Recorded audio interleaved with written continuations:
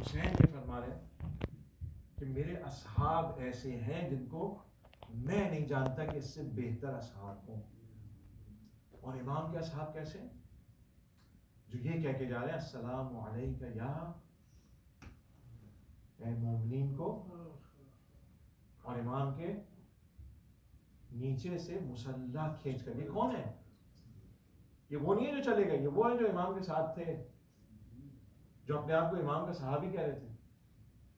یہ امام کے ساتھ تھے جو مسلح کھینچ کے لے گئے امام غریب.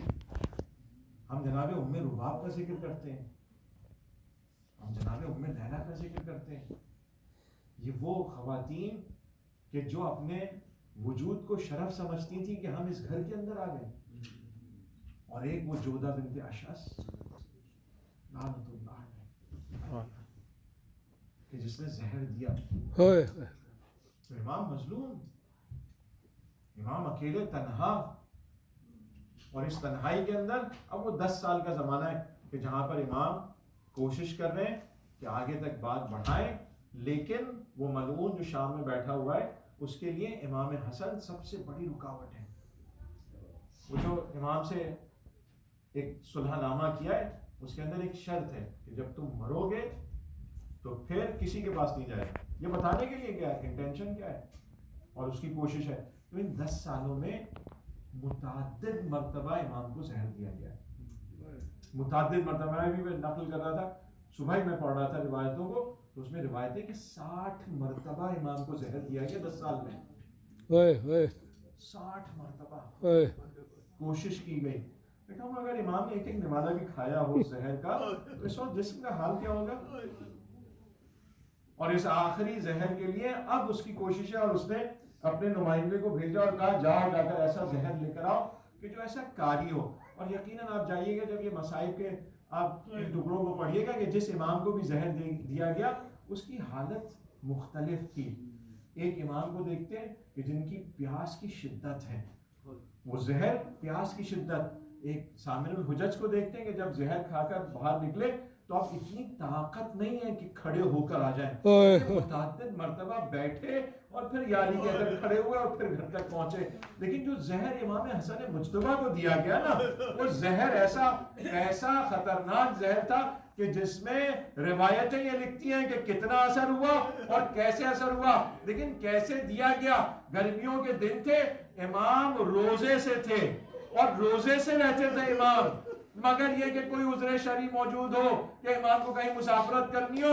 اور شدید گرمی کے بعد وہ خادمہ کہتی ہے کہ امام آئے گھر میں، امام نے نماز پڑھی اور اب تقاضا یہ تھا کہ کچھ پیئے اور روزہ کھولے.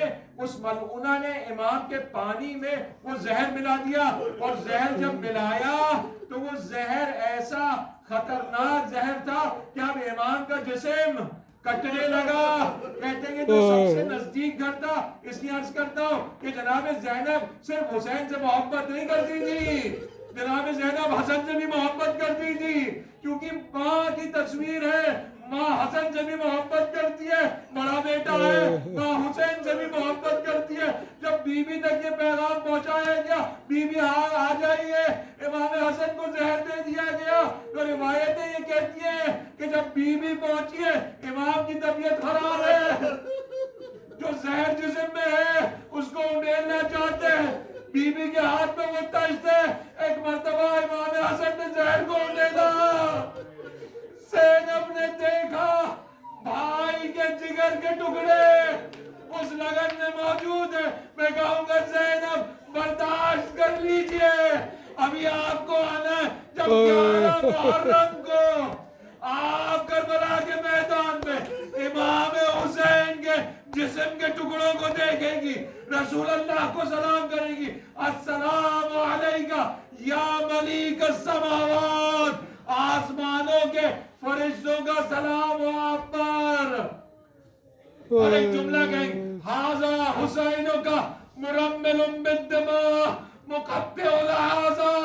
کیا کہا؟ ہم نے سن لیا. ارے وہ ہے کہ جس کا جسم اس ریت سے مل گیا ہے. گھوڑوں کی ٹاپوں نے جسم کے اتنے ٹکڑے کر دیے. بس امام حسین آئے، اپنے آپ کو بھائی پر گرا دیا. گریہ ازاری ہے. ایک مرتبہ امام حسن نے آنکھیں کھولی, بھیا حسین تم کیوں گریہ کر رہے ہو؟ کہا بھائی آپ کی حالت نہیں دیکھی جاتی. ایک مرتبہ امام نے کہا لا یومک یوم یا ابا عبداللہ, حسین آپ کے جیسا دن کسی کا دن نہ ہوگا.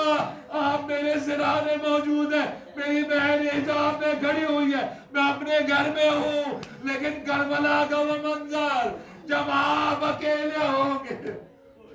امام حسن بیان فرمائے, بس عزاداروں وصیتیں کی, اپنے بچے کو سپرد کیا اور ایک وصیت کی. علامہ طالب جوہری نے یہ روایت پڑھی, یہ کہا کہ بھیا حسن بھیا حسین, یہ میرا بیٹا قاسم جب کربلا میں تمہارے پاس آئے تو اس کی قربانی کو قبول کر لینا.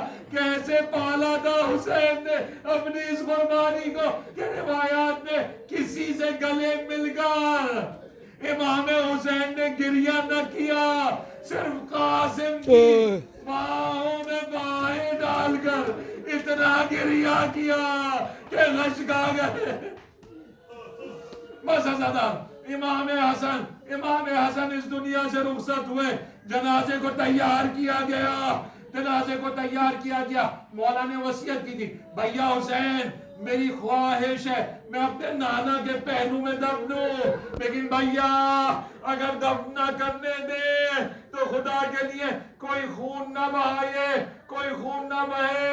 مجھے کہیں اور دفن کر دیجئے گا, مجھے دادی کے پہلو میں دفن کر دیجئے گا. یہ وصیتیں تھی. جنازہ تیار ہوا, اب جناب ابو الفضل عباس ہے, امام حسین ہے, وہ جنازہ آگے بڑھا. ایک مرتبہ ایک جانور پہ سوار ایک خاتون آئی, کہا کہ یہ نہیں ہو سکتا کہ جو میں جس سے ناراض ہوں میرے گھر میں دفن ہو جائے.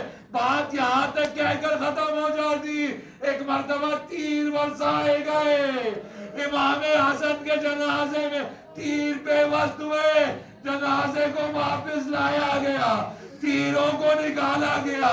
وہ بہنیں جو منتظر تھی کوئی آئے گا تعزیت پیش کرے گا, حسن کے جنازے کو دوبارہ دے. بس عزادہ دو جملوں کی زحمت, امام حسن کے جنازے کو لے کر گئے, باقی کے قبرستان میں جنازے کو اتارا, دفن کیا. ایک مرتبہ امام حسین نے گریہ ازاری کی, بھیا غریب وہ نہیں ہے جس کے پاس مال و دولت نہ ہو, غریب وہ ہے جس کا آپ جیسا بھائی ساتھ چھوڑ کر چلا جائے. میں ہاتھ جوڑ کے کہوں گا مولا ایسا ہی بھائی تھا, یقیناً ایسا بھائی تھا, لیکن آپ نے یہ جملہ نہ فرمایا الان ان کا سرا ظاہری, ارے میری کمر ٹوٹ گئی, عباس چلا گیا. میں کہوں گا اس لیے کیونکہ عباس کھڑے ہوئے ہیں امام کے جنازے میں, امام کو مدد کر رہے ہیں, اور پھر شاید یہ کہا جائے ہاں مولا بھائی کو دفن کر دیا, لیکن آپ کا جنازہ کربلا کے میدان میں 3 دن تک بلا کفن کے دھوپ کی جگہ پر پڑا رہے گا. یا غریب الحسن یا غریب حسین.